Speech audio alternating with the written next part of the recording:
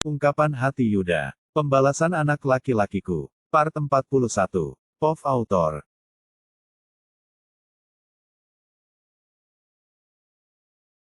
Terkadang aku sudah menjadi sesabar yang aku bisa.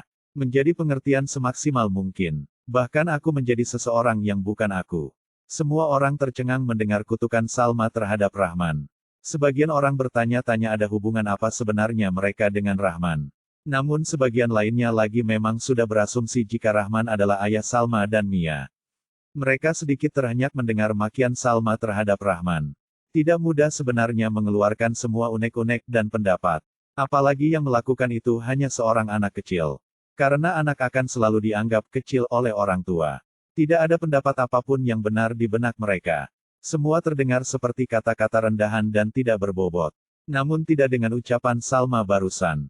Semua yang mendengar itu pasti langsung paham kenapa Salma sampai membenci ayahnya sendiri.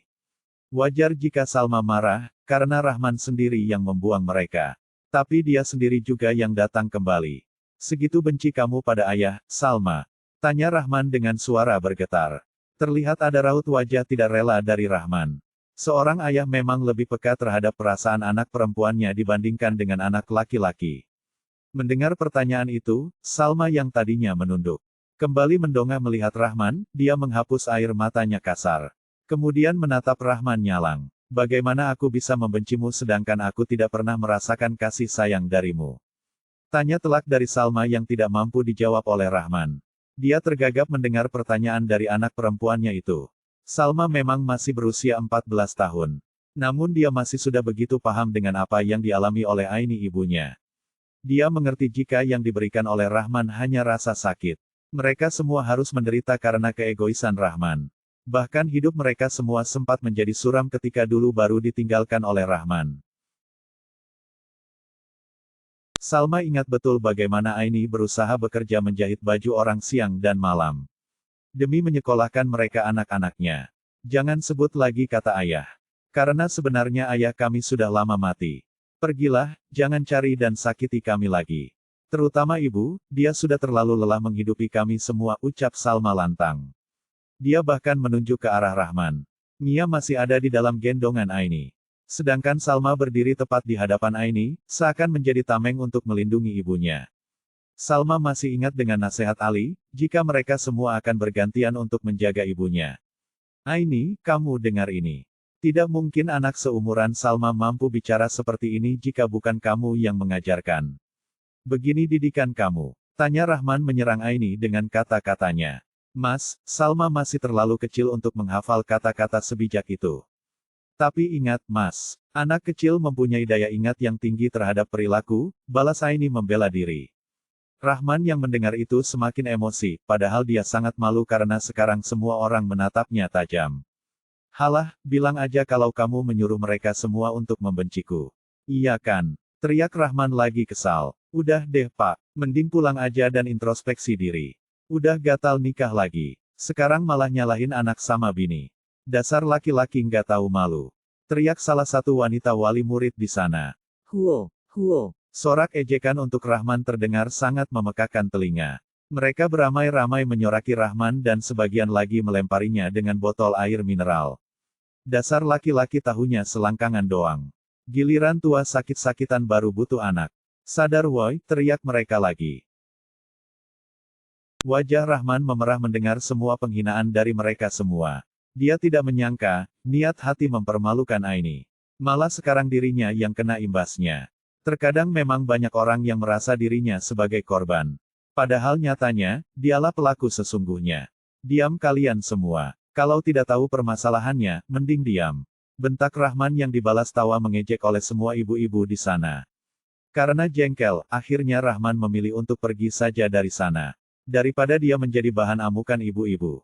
Setelah Rahman pergi, Salma segera memeluk Aini. Dia menangis sejadi-jadinya, dia rapuh. Hatinya dihancurkan oleh cinta pertamanya. Dan itu akan menimbulkan trauma mendalam untuk masa depannya. Sabar, sayang. Ibu yakin kok, kita bisa melalui ini semua, ucap Aini berusaha untuk menenangkan Salma. Dia berkali-kali mengecup lembut kepala Salma yang berbalut jilbab. Aini sangat terharu dengan semua perlakuan Salma padanya barusan. Bukan hanya Rahman, dia sendiri tidak menyangka jika Salma mampu bicara seperti orang dewasa. Sayang, ibu mau ngucapin terima kasih banyak sama kamu. Karena kamu sudah menjadi anak yang hebat dan juga kuat.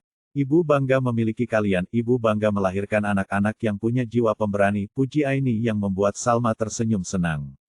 Tidak bisa dipungkiri dia juga memuji dirinya sendiri karena sudah bisa menjadi seperti Ali. Dia memang masih kecil, tapi dia sedang belajar untuk bisa menjadi pelindung untuk Aini dan keluarganya.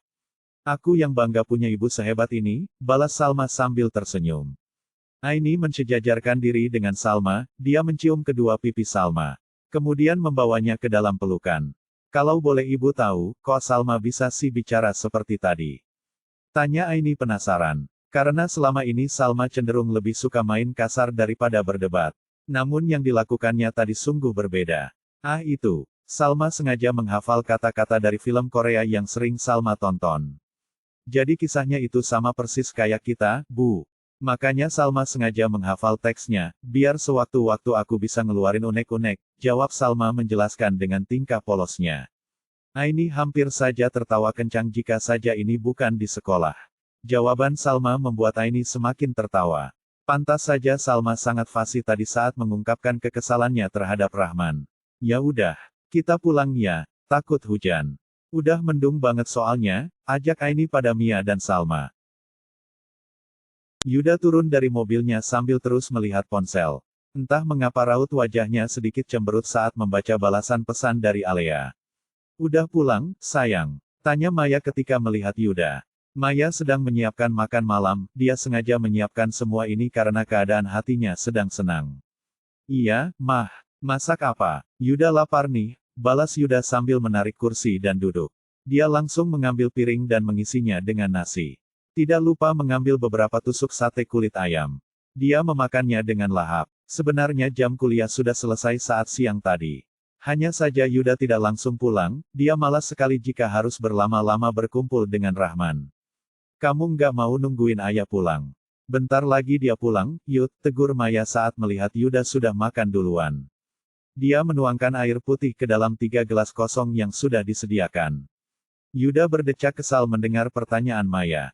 Jangan sebut dia dengan sebutan itu, Ma. Dia tidak pantas menjadi seorang ayah, bantah Yuda marah. Dia mengambil gelas yang sudah terisi air, lalu meneguknya hingga tandas. Yuda, sampai kapan kamu begini? Kamu sudah dewasa, mengertilah kalau Mama butuh pendamping, tegur Maya lagi tidak kalah kesal. Dia sebenarnya kecewa dengan Yuda, karena dia berpikir Yuda sangat egois. Tidak mau memikirkan perasaannya dari segi wanita. Kalau butuh pendamping, jangan ambil pendamping orang, Ma. Banyak laki-laki lain yang masih lajang, balas Yuda lagi. Maya semakin jengkel mendengar kata-kata Yuda yang seperti menyindirnya. Kamu ngehina Mama, Yud. Ayah sekarang sudah lama bercerai dengan istrinya dulu, balas Maya sambil berkacak pinggang. Dia mendesah panjang, mengeluarkan kekesalannya. Ma, Yuda capek dan lapar.